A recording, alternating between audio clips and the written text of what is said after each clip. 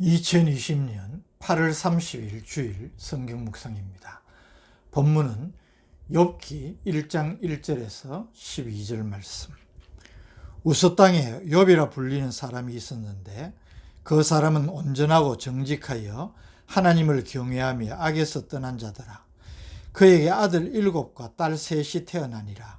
그의 소유물은 양이 7,000마리요 낙타가 3,000마리요 소가 500결이요 암나귀가 500마리이며 종도 많이 있었으니 이 사람은 동방 사람 중에 가장 훌륭한 자라.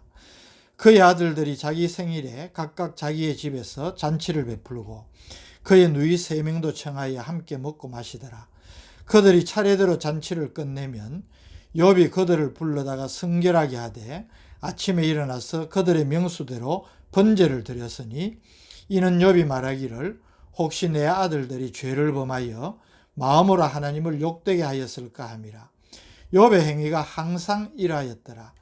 하루는 하나님의 아들들이 와서 여호와 앞에 섰고 사탄도 그들 가운데에 온지라. 여호와께서 사탄에게 이르시되 내가 어디서 왔느냐. 사탄이 여호와께 대답하여 이르되 땅을 두루 돌아 여기저기 다녀왔나이다. 여호와께서 사탄에게 이르시되 네가 내 종 욥을 주의하여 보았느냐. 그와 같이 온전하고 정직하여 하나님을 경외하며 악에서 떠난 자는 세상에 없느니라.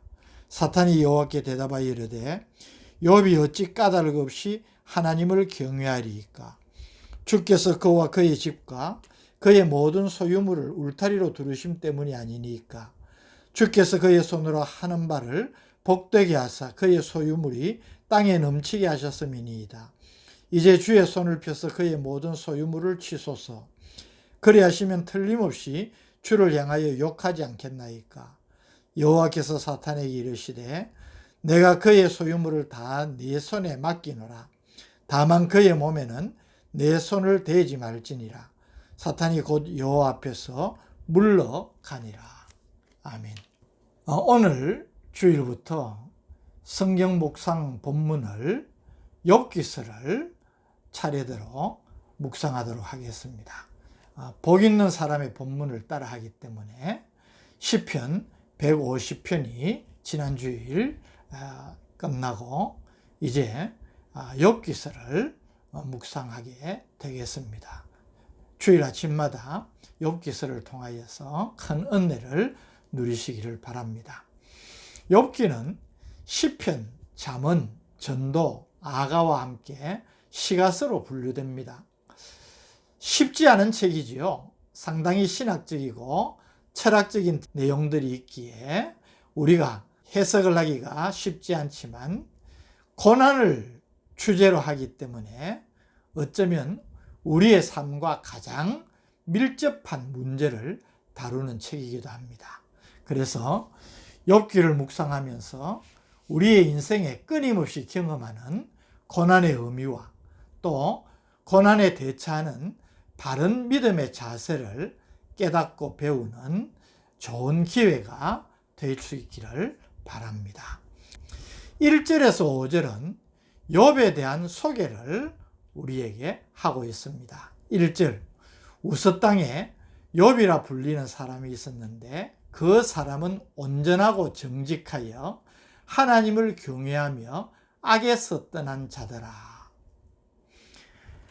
욥이 살았던 우스 땅이 어디인지에 대해서는 분명하지가 않습니다. 그러나 욥기서에 나타나는 풍습이나 의휘, 지리적인 배경 등을 종합해서 유추를 해보면 아라비아 사막 북부의 갈대아와의 접경 지역일 것이라는 그런 학설이 많은 지지를 받습니다. 또 욥이 어느 시대 사람인지에 대한 정확한 언급도 없지만 욥의 수명이 족장 시대의 평균 수명인 200세 전후의 수명이라는 점, 또 욥의 부의 정도, 즉 재산을 언급하면서 족장 시대와 같이 가축의 수로 그 부를 나타낸 점, 또 하나님의 명칭을 족장 시대에 주로 사용한 엘 샤다이를 주로 사용한 점, 또 욥이 족장시대에 그랬던 것처럼 제사장 역할을 한 점 등을 보아서 아마 욥이 살았던 시대는 족장시대가 아닌가 하는 학설이 가장 많은 지지를 받습니다. 욥을 가리켜서 그 사람은 온전하고 정직하여 하나님을 경외하며 악에서 떠난 자더라 라는 평가는 참 놀랍지요. 도덕적으로나 신앙적으로 흠을 찾기 어려운 의로운 자라는 말입니다. 2절은 욥이 받은 가정적인 축복을 우리에게 보여줍니다. 그에게 아들 7과 딸 3이 태어나니라. 아들 7, 딸 3, 10자녀입니다. 고대 사회에서 많은 자녀는 신의 축복을 상징했습니다. 그래서 아마 이 욥기서의 저자도 욥의 위대함을 나타내기 위해서 가장 먼저 그의 자녀 수를 언급했다고 보는 것입니다. 3절은 욥이 어느 정도 부자인지를 자세히 묘사하고 있습니다. 그의 소유물은 양이 7,000마리요, 낙타가 3,000마리요, 소가 500결이요, 암나귀가 500마리이며 종도 많이 있었으니 이 사람은 동방 사람 중에 가장 훌륭한 자라. 엄청난 가축의 수는 그가 얼마나 부자인지를 말하는 것입니다. 많은 종도 있었습니다. 이전 번역 개역 한글에는 이 사람은 동방 사람 중에 가장 큰 자라 그렇게 했는데, 육체적으로나 정신적으로나 인격적으로나 또 소유나 명예 모든 면에서 그는 위대한 자라는 의미입니다. 그런데 이 개역 개정 우리 지금 번역에서는 가장 훌륭한 자라 그렇게 말한 것은 더 큰 의미가 있다고 봅니다. 4절 5절은 가족을 대표하는 가장으로서 욥의 경건한 신앙생활을 보여줍니다. 4절 그의 아들들이 자기 생일에 각각 자기의 집에서 잔치를 베풀고 그 누이 3명도 청하여 함께 먹고 마시더라. 5절 그들이 차례대로 잔치를 끝내면 욥이 그들을 불러다가 성결하게 하되 아침에 일어나서 그들의 명수대로 번제를 드렸으니 이는 욥이 말하기를 혹시 내 아들들이 죄를 범하여 마음으로 하나님을 욕되게 하였을까 함이라. 욥의 행위가 항상 이러하였더라. 중요한 말입니다. 모세의 율법 이전 시대, 즉 고대 족장 시대에는 가장에게 제사정적인 권위가 있었습니다. 우리가 아브라함, 이삭, 야곱의 경우를 보아서도 알 수 있습니다. 이 때문에 가장은 가족들에게 축복하는 축복권이 있고 또 하나님께 희생 제사를 드릴 수 있는 자격이 있었습니다. 때문에 이를 보아서 욥의 시대가 아브라함 시대와 같은 족장 시대로 보기도 하는 것이죠. 자녀들이 생일을 맞을 때마다 함께 모여서 잔치로 기쁨을 나누는 것을 보니 화목한 가정입니다. 그런데 화목할 뿐만 아니라 잔치 후에 자녀들이 행여나 즐겁게 그렇게 시간을 가지는 동안에 하나님께 죄를 범하지 않았을까 조심스러운 마음으로 성결케 하는 제사를 이 욥이 드렸다는 것입니다.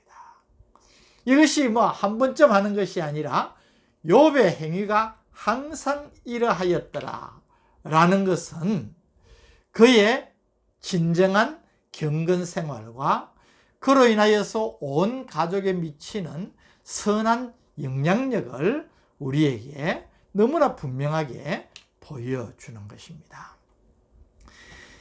이런 욥에게 고난이 닥치는 것입니다. 그래서 욥기서의 주제가 고난을 다루는 그런 계기가 되는 것입니다. 6절에서 22절이 욥에게 닥친 첫 번째 고난에 대해서 기록하고 있는데, 오늘 본문에 포함되는 6절에서 12절은 이 욥이 시험을 받게 되는 배경을 보여주는 천상회의의 장면을 풍류적으로 묘사를 하고 있습니다. 6절, 하루는 하나님의 아들들이 와서 여호와 앞에 섰고 사탄도 그들 가운데에 온지라. 여기 하나님의 아들들은 하늘에 있는 영들을 가리키는 명칭입니다. 타락하지 않은 천사들을 가리키는 말로 쓰였습니다. 아들이란 표현은 이 천사들의 성품이나 특성이 하나님을 닮은 것을 의미하는 것입니다. 사탄은 타락한 천사들의 우두머리입니다. 하나님께서 사탄에게 묻습니다. 내가 어디서 왔느냐? 사탄이 온 땅을 여기저기 두루 돌아보았습니다. 8절은 하나님께서 욥을 얼마나 인정하시는지 잘 보여줍니다. 여호와께서 사탄에게 이르시되 네가 내 종 욥을 주의하여 보았느냐? 그와 같이 온전하고 정직하여 하나님을 경외하며 악에서 떠난 자는 세상에 없느니라. 이 하나님의 말씀에 사탄이 9절에서 11절에 이렇게 말을 합니다. 욥이 까닭 없이 하나님을 경외하겠습니까? 10절, 주께서 그의 집과 그의 모든 소유물을 울타리로 두르심 때문이 아닙니까? 주께서 그의 손으로 하는 바를 복되게 하사 그의 소유물이 땅에 넘치게 하셨음이니이다. 하나님께서 욥에게 너무 풍성한 복을 주셨기 때문에 욥이 그렇게 하나님을 경외한다는 것입니다. 그래서 11절에 도전을 합니다. 이제 주의 손을 펴서 그의 모든 소유물을 쳐보십시오. 틀림없이 주를 향하여 욕을 하지 않겠습니까? 이 무슨 말입니까? 욥이 괜히 하나님을 경외하겠느냐는 것입니다. 하나님이 복을 그렇게 많이 주셨는데 그렇게 복을 많이 받으면 안 그럴 사람이 어디 있겠습니까?